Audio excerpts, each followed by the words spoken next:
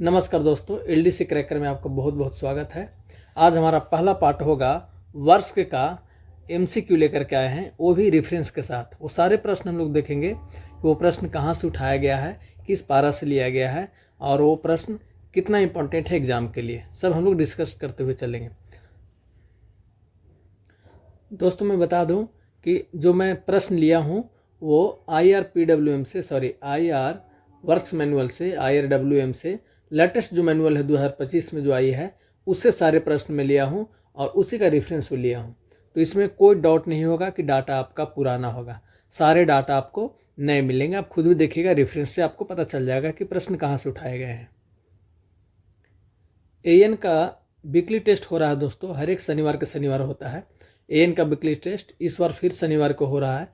इसका मतलब 17 जनवरी को फिर टेस्ट होने वाला है, 17/1/2026 को, और वो होगा ब्रिज का टेस्ट होगा। ब्रिज का होगा और ब्रिज का जो होगा चैप्टर रहेगा 4, 6, 7 और 8 चैप्टर होगा दोस्तों। तो आप इसकी तैयारी करके आइए और देखिए कि आपके लेवल कैसा चल रहा है, आपकी तैयारी कैसी चल रही है। जब आप ग्रुप में एक टेस्ट देंगे तब आपको पता चलेगा दोस्तों कि हमारा रैंक कैसा चल रहा है, हमारी परफॉर्मेंस कैसी चल रही है। तो आज का पहला प्रश्न है दोस्तों, वर्ष का हमारा आज का पहला प्रश्न है और हम वर्ष का रेफरेंस ले रहे हैं 2025 का नए मैनुअल के अनुसार। तो चलिए पहले प्रश्न पे आते हैं। पहला प्रश्न कह रहा है, under which act can railway construct building on it's land without municipal sanction. Hindi में समझते हैं इसको। करा रेलवे अपनी भूमि पर भवन निर्माण के लिए किस अधिनियम के अंतर्गत पालिका की अनुमति से मुक्त है। उसको लेने की जरूरत नहीं है, पालिका की यानी नगर पालिका का अनुमति लेने की जरूरत नहीं है। किस नियम के तहत? तो आंसर हो जाएगा दोस्तों इंडियन रेलवे एक्ट 1989 सेक्शन 11 के तहत म्युनिसिपल से अथॉरिटी लेने की जरूरत नहीं है। अब आइए देखते हैं कि वर्ष का मैनुअल में कहाँ लिखा हुआ है। तो आ जाइए पारा नंबर 201 का साइट ऑफ बिल्डिंग्स में पॉइंट नंबर 1 पढ़ते हैं। Section 11 of Indian railway act 1989 and government building act number 4 of 1899 read in the conjunction with section 358 of the Cantonments Act of 41 of 2006 provided for the right to erect building on their own land by railway without having to obtain sanction of municipal or cantonment authority in whose area of the site situated।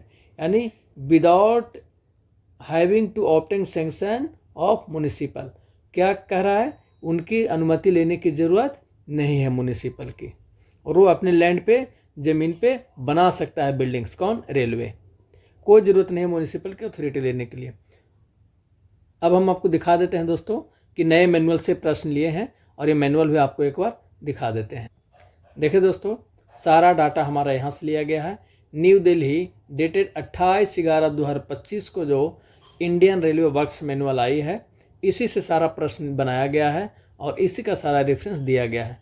कोई confusion है ही नहीं, सारा updated materials आपको मिलेगा exam तक। हम आइए लेके चलते हैं पारा नंबर 201 में।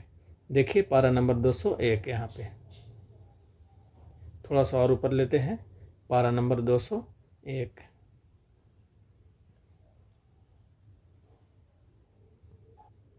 देखिए दोस्तों, हम लेके आ गए हैं चैप्टर 2 का पारा नंबर 201 साइट ऑफ बिल्डिंग। देखिए यहाँ किधर लिखा हुआ है, provide for right to the erect building on their on land by railway without having to obtain sanction of municipal और कंटोनमेंट अथॉरिटी। कोई ज़रूरत नहीं है म्युनिसिपल से आपको सैंक्शन लेने की। कहाँ लिखा हुआ है? हमारा सेक्शन 11 का रेलवे एक्ट 1989 में लिखा हुआ है। चलिए अब सीधा हम आते हैं अपने नए प्रश्न पे। अगला प्रश्न है हमारा, कह रहा है विच policy is generally followed for development of railway land. Hindi में समझते हैं इसको। रेलवे भूमि के विकास में किस नीति का सामान्यतः पालन किया जाता है? तो आंसर हो जाएगा दोस्तों TOD पॉलिसी का पालन किया जाता है। TOD का फुल फॉर्म होगा ट्रांजिट ओरिएंटेड डेवलपमेंट पॉलिसी का पालन किया जाता है। कहाँ लिखा हुआ है? आ जाइए पारा नंबर 201 का पॉइंट नंबर 2 यहाँ से पढ़ते हैं दोस्तों। The development in railway land is harmonious with surrounding development generally followed the national transit oriented development TOD policy. ठीक है दोस्तों, यानी हमारा कौन सा पॉलिसी उपयोग किया जाता है? TOD पॉलिसी हम लोग प्रयोग करते हैं, transit oriented development policy. Railway इसका पालन करता है। चलिए अगले प्रश्न पे आते हैं। अगला प्रश्न है, कह रहा है is approval of local authority required for commercial use of railway land. Hindi में समझते हैं दोस्तों इसको। कह रहा है रेलवे भूमि को वाणिज्य उपयोग में लाने के लिए स्थानीय निकाय की अनुमति आवश्यक है या नहीं? तो आंसर हो जाएगा not required but consultation is necessary. कहाँ लिखा हुआ है?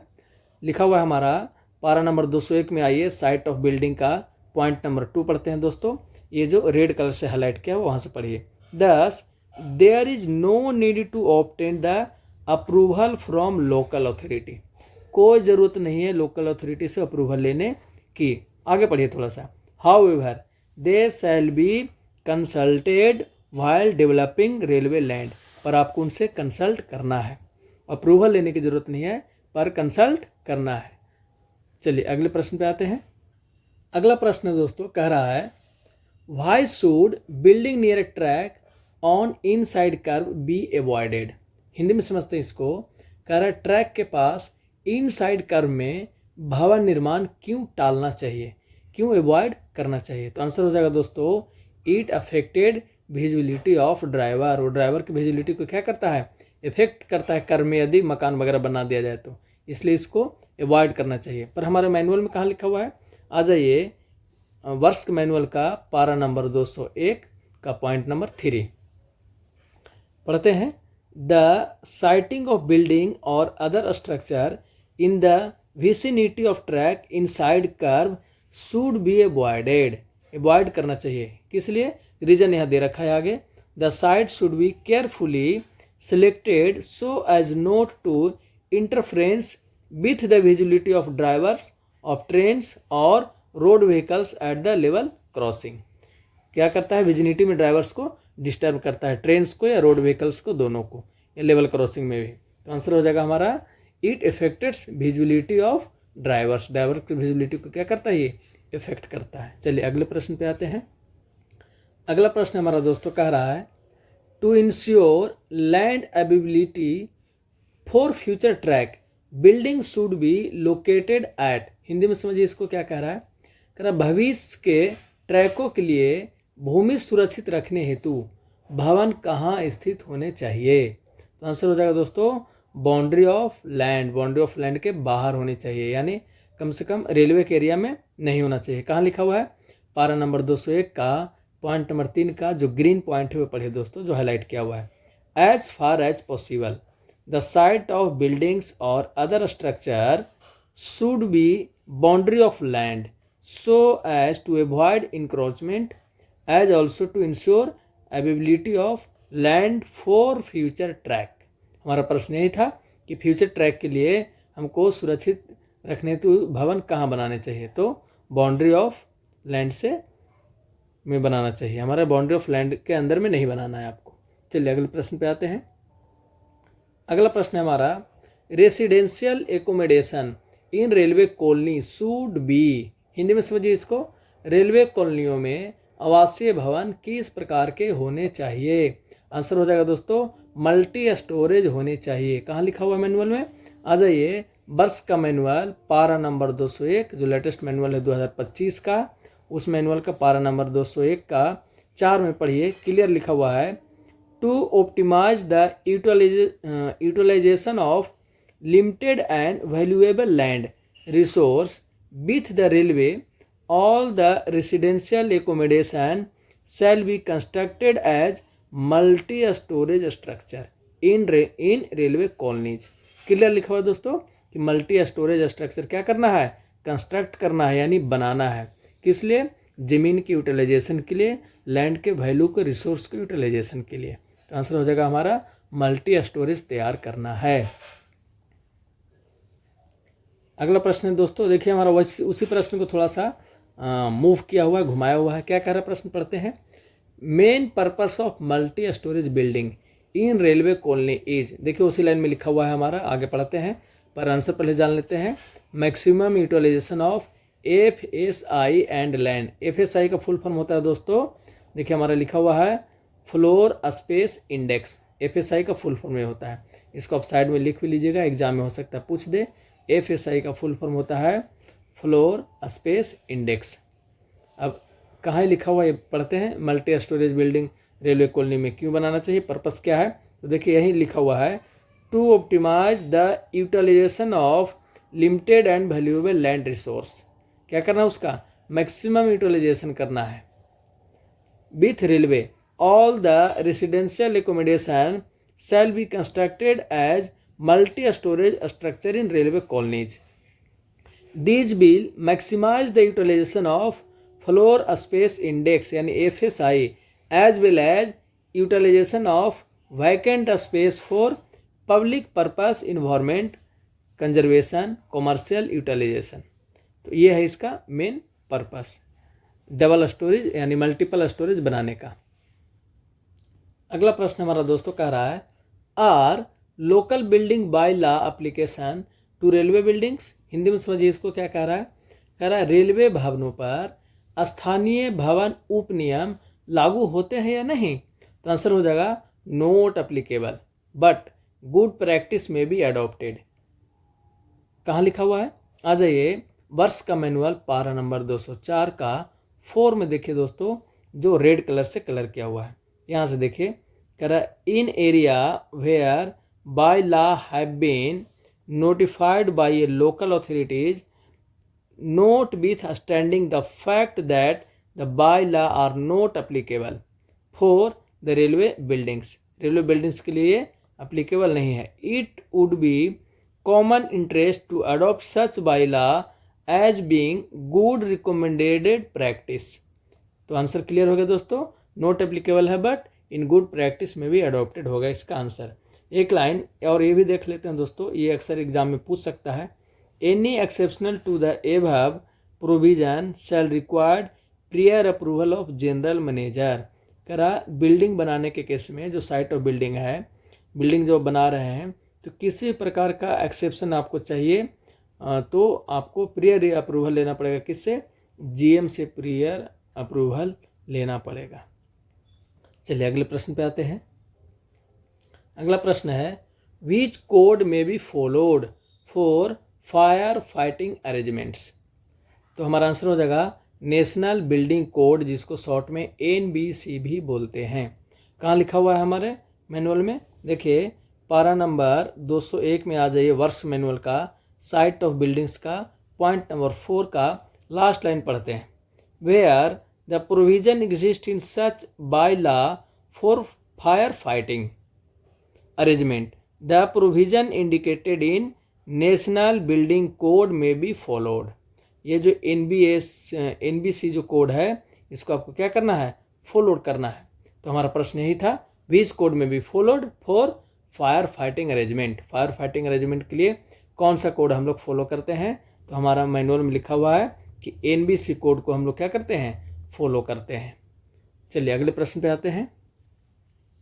अगला प्रश्न हमारा दोस्तों, where local bylaws are not applicable which code should be adopted. Hindi में समझिए इसको, कह रहा है जहां स्थानीय उपनियम उपलब्ध नहीं है वहां किस कोड को अपनाना चाहिए। तो आंसर हो जाएगा दोस्तों NBC 2016, या फिर इससे भी कोई लेटेस्ट वर्जन हो तो उसको आपको अप्लाई करना चाहिए, अपनाना चाहिए। कहाँ लिखा हुआ है, तो हमारा वर्क्स मैनुअल का पारा नंबर 5, ये है 201 दोस्तों, छूट गया लिखने के लिए। 201 का पॉइंट नंबर 5 में देखिए क्लियर लिखा हुआ है, in areas where by law have not been notified it will be desirable to adopt the provision of the national building code in India 2016 part 3 and latest version. आपको या तो 2016 का code use करना है NBC का, या फिर उसका लेटेस्ट वर्जन आ गया है तो आप इसका यूज कर सकते हैं। चलिए अगले प्रश्न पे आते हैं। अगला प्रश्न हमारा main aim of building orientation is to. Hindi में समझते हैं इसको, भवनों की ओरिएंटेशन का मुख्य उद्देश्य क्या है। तो आंसर हो जाएगा दोस्तों provide physical and psychological comfort. हमारे मैनुअल में कहाँ लिखा हुआ है, तो वर्ष मैनुअल का पारा नंबर 202 का point number 1 orientation of buildings का पहले लाइन में लिखा हुआ है दोस्तों। देखिए, the chief aim of orientation of building is to provide physical and psychological comfortable living inside the building by creating condition which. तो हमारा आंसर हो जाएगा फिजिकल एंड साइकोलॉजिकल कंफर्ट देना हमारा मेन मकसद है दोस्तों। चलिए अगले प्रश्न पे आते हैं। अगला प्रश्न हमारा दोस्तों, which factor is not consider for building orientation. Hindi में समझिए, इसको कह रहा है भावनों की ओरिएंटेशन में कौन नहीं शामिल कारक है, छूट गया इसमें, कौन सा कारक शामिल नहीं है होगा। देखिए हमारा पहले पारा देख लीजिए दोस्तों, पारा नंबर 202 में कौन कौन सा फैक्टर है वो दिया हुआ है। पॉइंट का ए पढ़िए, देखिए लिखा हुआ है the following factor should be consider for optimum orientation of the buildings. पहला क्या है, नेचुरल लाइट एंड टेम्परेचर। तो देखिए हमारा नेचुरल लाइट है, ये पहला ऑप्शन टैली कर गया। दूसरा है प्रिवेलिंग विंड्स, ये भी हमारा टैली कर गया, प्रिवेलिंग विंड्स। तीसरा है रिलेटिव ह्यूमिडिटी, ये भी टैली कर गया। चौथा होना चाहिए सराउंडिंग व्यू एंड फीचर्स, जो नहीं ऑप्शन में है, ऑप्शन में है कॉस्ट ऑफ सीमेंट। तो हमारा प्रश्न नोट था which factor is note consider, answer हो जाएगा कॉस्ट ऑफ सीमेंट को कंसीडर नहीं किया जाता है, यानी ये हमारा सही आंसर है, क्योंकि इस चारों में से एक इसमें नहीं दिया हुआ है जो मैच नहीं कर रहा है। चलिए अगले प्रश्न पे आते हैं। अगला प्रश्न है हमारा, एज पर NBC यानी national building code 2016 how many major climate zone are in India. तो बताइए दोस्तों कितने हैं हमारे अथी में, तो टोटल है 5 मेजर क्लाइमेट है। कितने, 5। कहाँ दिया हुआ है, आ जाइए para number 202 planning of railway colonies and provision of green building features का पॉइंट नंबर 2 पढ़िए। As per NBC 2016 volume 2 5 major climate zone are mainly found in India. कौन कौन है, पहला है हॉट ड्राई, दूसरा है वार्म ह्यूमिड, तीसरा है टेम्परेट, चौथा है कोल्ड और पांचवा है कंपोजिट। तो ये 4 हैं जो हमारा मेजर क्लाइमेट जोन है दोस्तों। चलिए अगले प्रश्न पे आते हैं। अगला प्रश्न है हमारा, which of the following is not a climate zone as per NBC। इनमें से कौन सा एक, हिंदी में समझते हैं, निम्न में से कौन सा क्लाइमेट जोन NBC के अनुसार नहीं है। देखिए पहले तो हम लोग को क्लाइमेट जोन याद करना है दोस्तों। क्लाइमेट जोन है hot dry, warm humid, temperate, cold और कंपोजिट। देखिए इसमें हमारे ऑप्शन में हॉट ड्राई सही है, वार्म ह्यूमिड भी सही है, कोल्ड भी सही है। एरिड माउंटेन हमारा क्लाइमेट जोन में नहीं है, देखिए इस लिस्ट में कहीं नहीं है, तो हमारा ऑप्शन छट गया क्लियर, ये हो जाएगा सही आंसर। अगला प्रश्न है दोस्तों, और ये बहुत ही VVI है, एग्जाम में 30% में भी और 70% में भी बहुत बार पूछ चुका है। क्या है एग्जाम, और इसका डाटा पहले कुछ और था दोस्तों, अभी चेंज हो गया है, तो ये प्रश्न और भी इंपॉर्टेंट हो गया है। क्या है प्रश्न, देखते हैं। करा minimum water supply requirement is, पहले था इसकी वैल्यू 200, अब हो गया 150, तो आंसर हो जाएगा हमारा 150 लीटर पर पर्सन पर डे। ये हमारा आंसर अभी हो गया है। नए मैनुअल के अनुसार देखिए दोस्तों, लिखा हुआ है रेलवे कॉलोनी में जल आपूर्ति की न्यूनतम आवश्यकता कितनी है। आंसर हो जाएगा 150 लीटर पर पर्सन पर डे। मैनुअल में कहाँ लिखा हुआ है, आ जाइए वर्ष का मैनुअल पारा नंबर 202 का 3 में आ जाइए। कर water supply and drainage, adequate water supply and sewage and strong water drains should be provided. The water supply system should be designed on the basis of least 150 litre पर person per day, which include 45 litres of the flashing requirement. इसके साथ 45 litre flashing के लिए भी include है, तो answer हो जाएगा हमारा 150 litre per day per person. Clear है दोस्तों, यही डाटा पहले कितना था, 200 था, और बिना करेक्शन निकाले हुए जब नया मैनुअल आई तो इसमें अपडेट करके इसको क्या कर दिया, क्लियर कर दिया। दोस्तों मैं आपको बताना चाहूँगा कि वर्ष मैनुअल का मैक्सिमम डाटा चेंज हो गया है, तो मैं आपसे निवेदन करूँगा कि पुराने डाटा आप ना पढ़ें, नए मैनुअल को सर डाटा पढ़ें या नया क्वेश्चन ही देखें, नहीं तो एग्ज़ाम में आप 3-4 गलती करके आ जाएंगे। चलिए अगला प्रश्न देखते हैं। अगला प्रश्न हमारा कह रहा है out of 150 litre per capita water for flushing is. Hindi में समझिए इसको, 150 LPCD में फ्लशिंग के लिए कितना पानी शामिल है। अभी हम लोग डिस्कस किए थे दोस्तों, कितना है, 45 लीटर पानी क्या है इसमें शामिल है। मैनुअल में कहाँ लिखा हुआ है, मैनुअल में देखिए पारा नंबर 202 का 3 में लिखा हुआ है the water supply system should be design on the basis of at least 150 litre per day per person which include 45 litre for flushing requirement. कितना, 45 लीटर जो है उनको फ्लशिंग के लिए इंक्लूड किया गया है 150 लीटर में। चलिए अगले प्रश्न पे आते हैं। अगला प्रश्न हमारा कह रहा है for fire fighting in multi storage building what is provided. तो आंसर हो जाएगा दोस्तों static water tank is provided होगा सही आंसर। कहाँ लिखा हुआ है, आ जाइए हमारा वर्ष के मैनुअल पारा नंबर 202 का पॉइंट नंबर 3 में पढ़ते हैं यहाँ से। When common hydrant are provided these may be equipment with suitable waste water taps for multiple storage buildings. Necessary static tank may be provided for fire fighting arrangement. तो हमारा सही answer होगा static tank में भी provided, यानी क्या provide करना है, स्टैटिक टैंक आपको प्रोवाइड करना है किस लिए, फायर फाइटिंग अरेंजमेंट के लिए। किसमें, मल्टी स्टोरेज बिल्डिंग में। तो हमारा सही हो जाएगा आंसर स्टैटिक वाटर टैंक आपको क्या करना है, प्रोवाइड करवाना है। अगला प्रश्न है हमारा, कह रहा है where water borne sewage exist what should be dispense with. तो आंसर हो जाएगा दोस्तों open drain and soak pit आपको क्या करना है, बनाना है। कहाँ लिखा हुआ है, पारा नंबर 202 में आइए का point number a works manual का, कर where water borne sewerage exist in the vicinity open drain and sock pit should be dispensed with and adequate underground system provided। आपको क्या करना है, भूमिगत आपको प्रोवाइड कराना है इसको। तो आंसर हो जाएगा ओपन ड्रेन एंड सॉक पिट। अगला प्रश्न है हमारा, कह रहा है when sewerage is not available what system is provided. तो आंसर हो जाएगा हमारा सेफ्टी टैंक, बायो टैंक और बायो डिजेस्टर। कहाँ लिखा हुआ है, आ जाइए पारा नंबर 202 का वर्ष मैनुअल में, यहाँ से स्टार्ट करते हैं।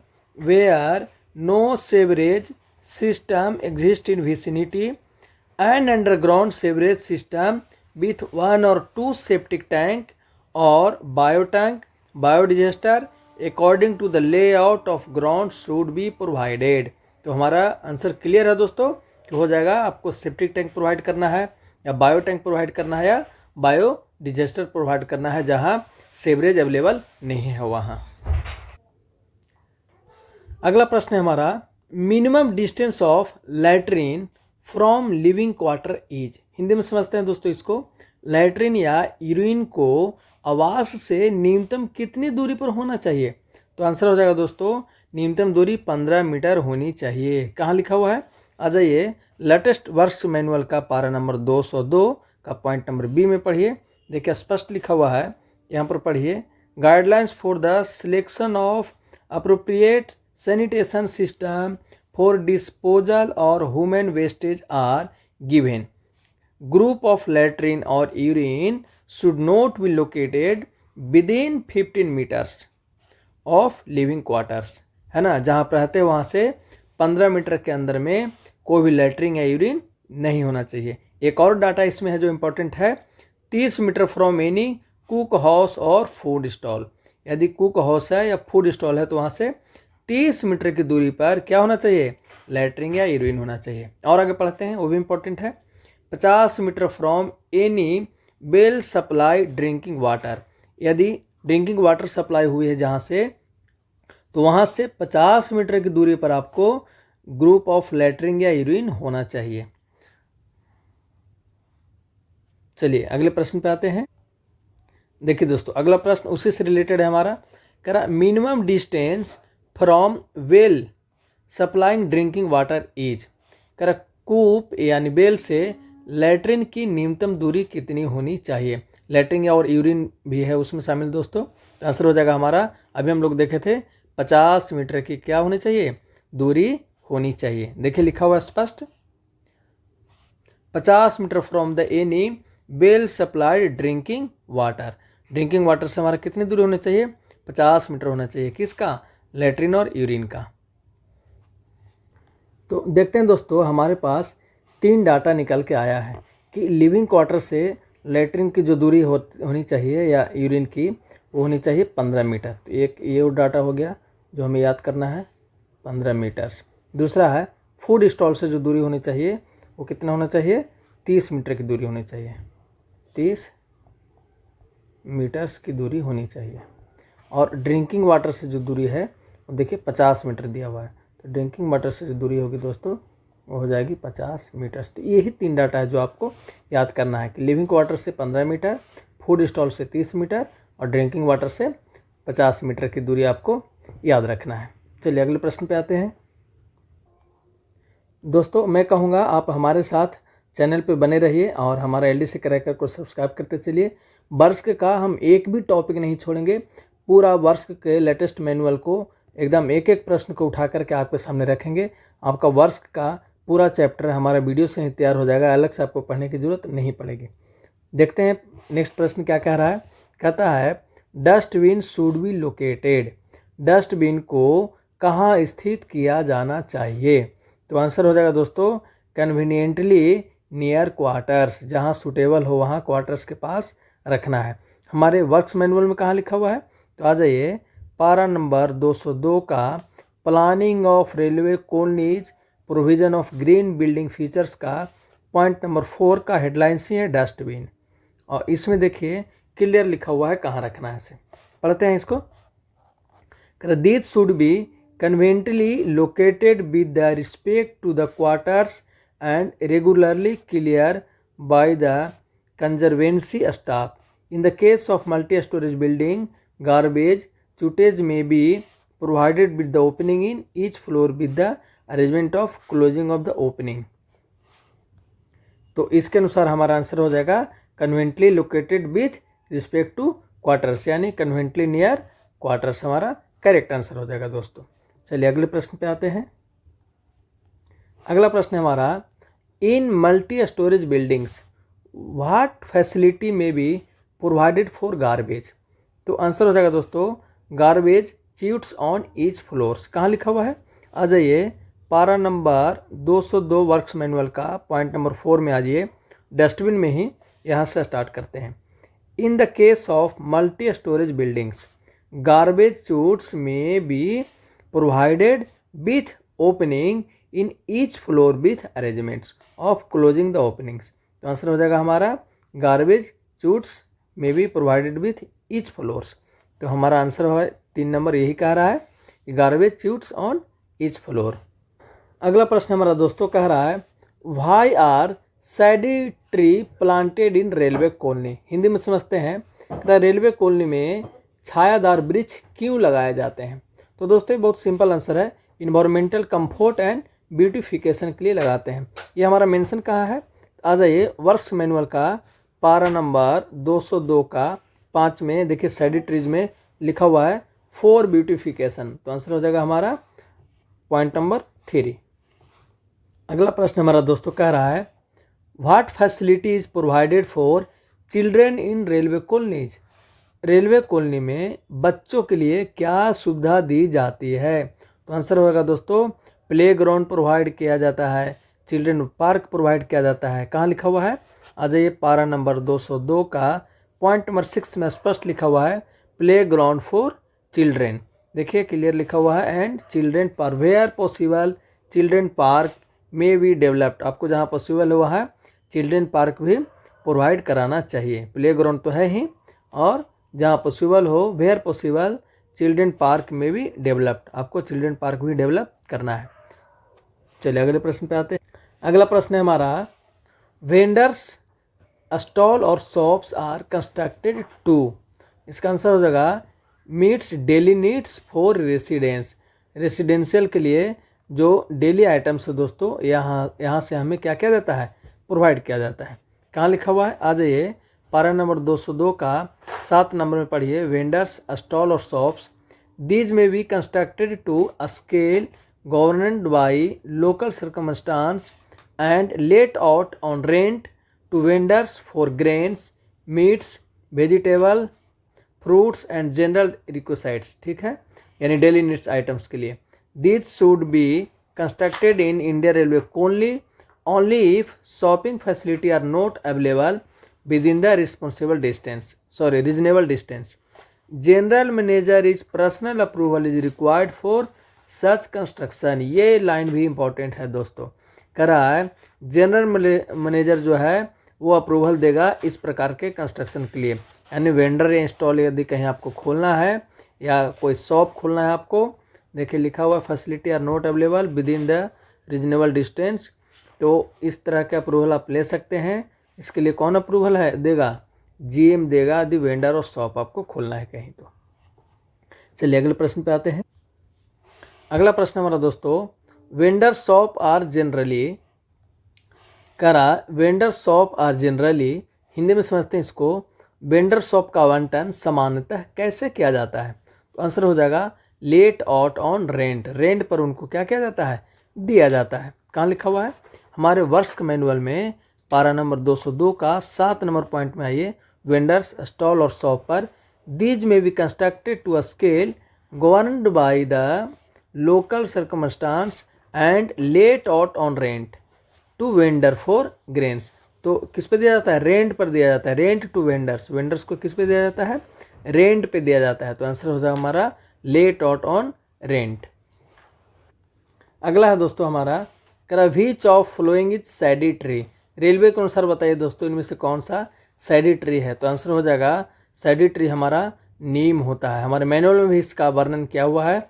आ जाइए पारा नंबर 202 का पॉइंट नंबर 4 में देखिए सैडी ट्री के बारे में लिखा हुआ कौन कौन सैडी ट्री है, पढ़ते हैं यहाँ पे। सैडी ट्री लाइक गोलमोहर, नीम्स, पीपल, बनियान, series ETC should be provided along service road at the close intervals.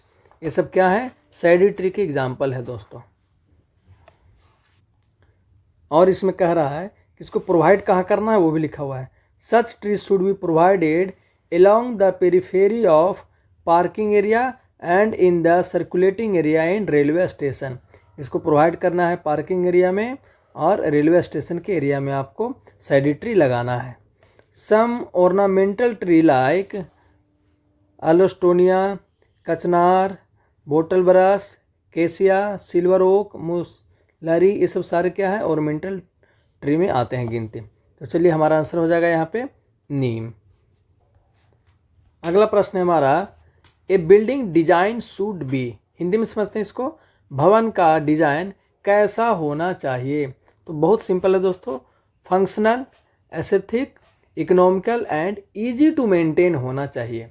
हमारा मैनुअल में कहाँ वर्णन है इसका, तो आ जाइए पारा नंबर 203 का वर्क्स मैनुअल का पढ़ते हैं। A building should not only a functionally suitable but also aesthetically pleasing, peaceful, suitable to inhabitants, economical to construct and easy to maintain.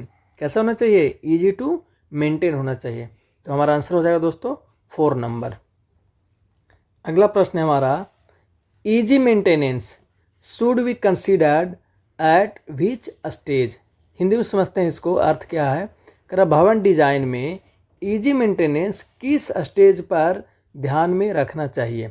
तो आंसर हो जाएगा दोस्तों हमारा प्लानिंग स्टेज से ही हमको ईजी मेंटेनेंस के बारे में सोचना चाहिए, कंसीडर करना चाहिए।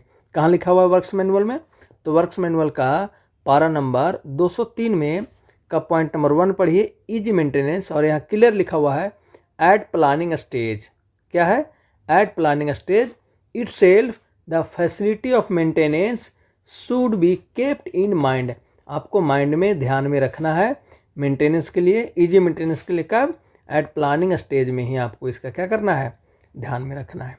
चलिए अगले प्रश्न पे आते हैं